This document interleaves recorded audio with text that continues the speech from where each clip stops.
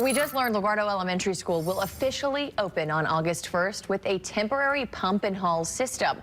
Our Marius Payton joins us in studio now with more information on an agreement, Marius, between Wilson County School Board and the city of Lebanon there. Yeah, Liddy, it's still unclear how much it will cost the school and the city. They estimate it'll be about 15 gallons of waste per child, and they have a max of 1,000 students. That ultimately means it will be about 15,000 units a day and cost about 75 cents per gallon.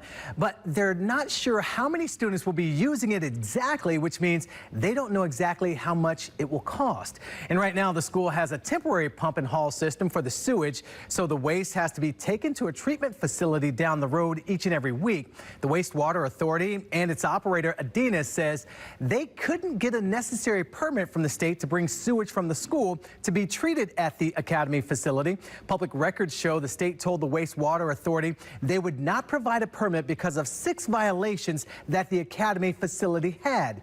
They included issues like providing false information about the numbers of homes that use the facility and the amount of sewage it treated, failing to install appropriate systems, and ponding on the ground.